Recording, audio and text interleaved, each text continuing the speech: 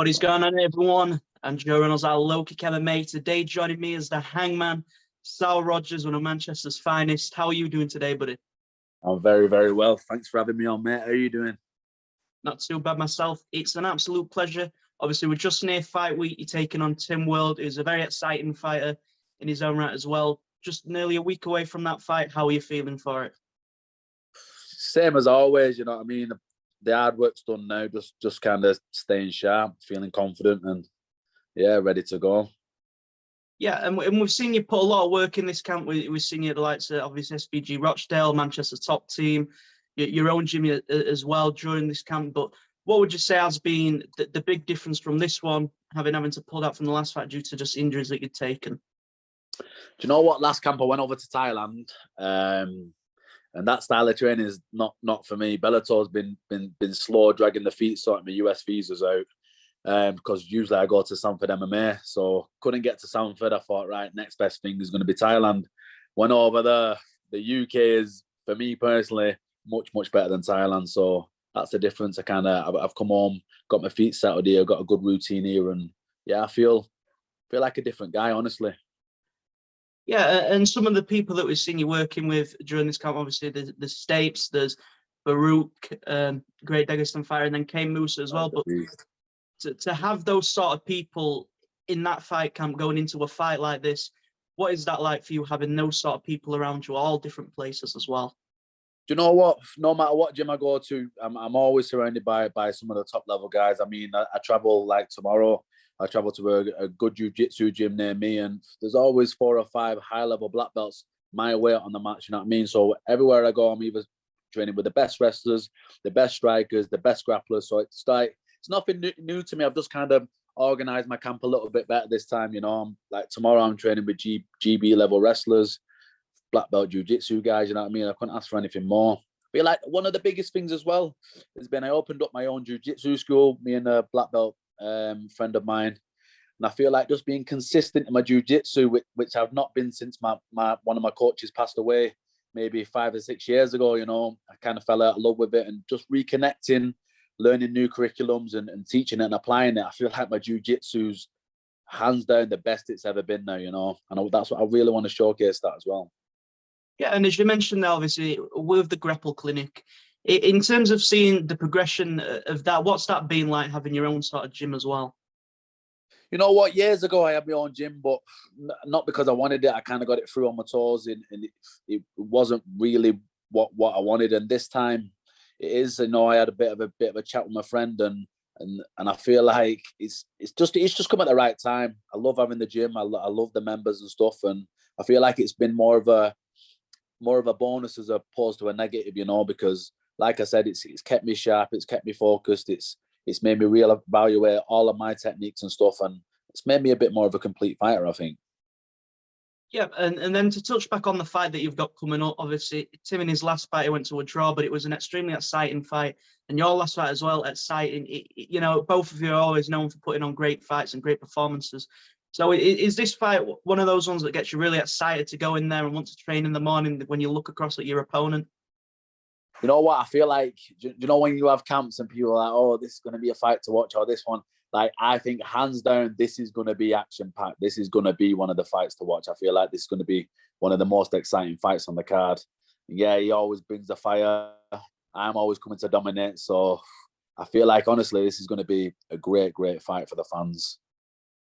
Yeah, and then as you mentioned now, obviously, UK MMA 10 years ago compared to what it is now, you know, one of the most exciting fights on this card, it's 2 Englishmen, and to sort of see the progression of the sport, especially in the UK, from an amateur level to a pro level, what's that like as someone who's been in this scene for a very long time? You know what? It's changed massively. I mean, when I first come up, maybe 13 years ago or whatever, it was like you could do a couple of days in this gym, and then you have to travel to this gym, and you might get 1 or 2 good guys here, and then you travel here and you get good guys. But like, see, even the gym I'm training at the minute, Manchester top team, and there's some high level fighters there. And you got Laurent Murphy, Kane Musa, Farouk, you know what I mean? Some good guys. And also these up and comers, man, there's some absolutely unbelievable strikers, even at amateur level, you know. So I feel like you don't have to be traveling around like you did back in the day. And the UK scene is massive. I wouldn't be surprised if we don't have a good few UFC champions, Bellator champions in the short future to come. You know what I mean? Obviously, we've already got one with Leon Edwards now, but I feel like that's going to be the catalyst to spark more in the future. 100%. And then we've already touched on how exciting of a fight this is going to be. But in terms of looking at this, obviously, it's a chance to start building up a win streak for yourself. And obviously, won't be overlooking this fight at all. But do you have a sort of position of where you're looking to be maybe at the end of next year or after 2 or 3 fights? Or are you just going to keep taking them as they come along for yourself? Yeah, like you say, I'm not overlooking a fight, man. I don't overlook anyone I step in there for. But I'm looking at kind of putting Tim away and then, like you said, building on that momentum. You know, there's someone I've got my eye on the same card who'll get the win, maybe call him out, maybe get that momentum going there and get my name in them top 10 rankings and start working towards a title. I mean, I come in Bellator last time and I feel like, I don't know, maybe I was a little entitled, like thinking, oh, I need to be here and I should be getting all of this. And this time it's like, I'm not overly asked about the belt, even though that's what I want further down the line. I'm not overly asked about being in the top 10 rankings. I just want to beat guys now, get the momentum going and kind of just showcase what I know I've got in my heart. 100%. And then the landscape of the division that you competed in as well, that there's always someone new coming in there and shifting things up, and then the division progression as well. So it is looking like one of the most exciting divisions at the moment in Bellator. So to be a part of it and being one of the guys that people can start to see getting near the top, what's that like in terms of looking at the landscape of that division as well inside of Bellator?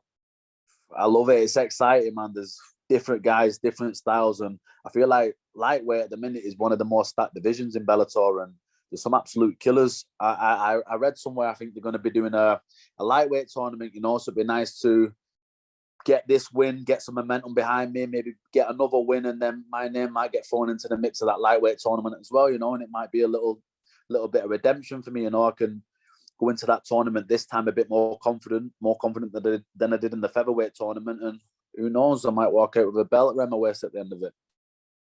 Yeah, and then just one of the last few things from myself, in terms of obviously speaking about the tournaments, you're no stranger to them. We've seen you compete in them a long time before, but in terms of like an ideal year for you of fighting, we know sort of injuries and having to wait for fights. What would that look like in 2023? Could have the perfect ideal year. Do you know what? I'd love to get this fight in now, end of October. Still be consistent with my training, maybe enjoy Christmas with the family and the kids, Christmas and the New Year, and then get straight back out there February, March, again in June. Ideally for me, 3 fights in 2023 would be absolutely perfect, and that's what I'm going to work towards. And I feel like in the past, I was a little...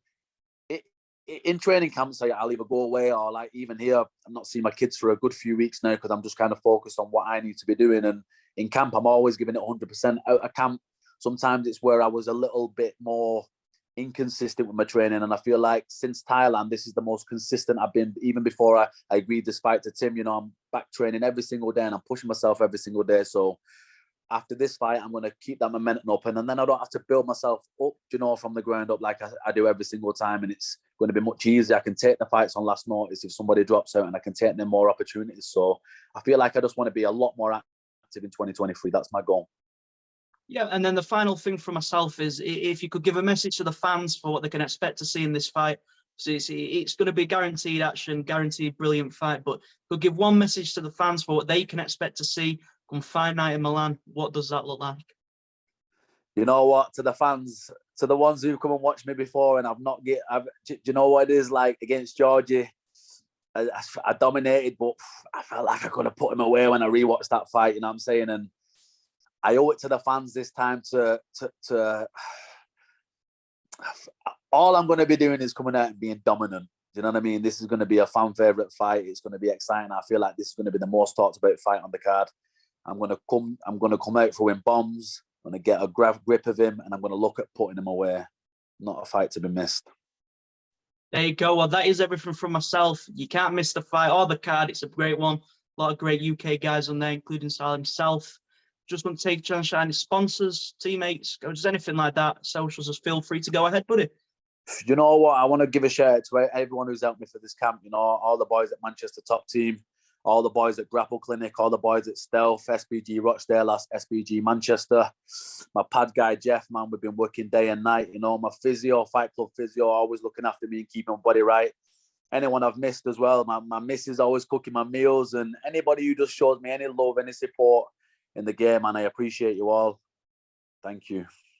There you go. So as mentioned, that's everything from myself. Don't miss the fight. It'll be a brilliant one. I appreciate your time very much, buddy. Thank you very much. Make sure to subscribe to the LowKick MMA YouTube channel for all the latest news, event previews, and interviews with some of the biggest stars in MMA.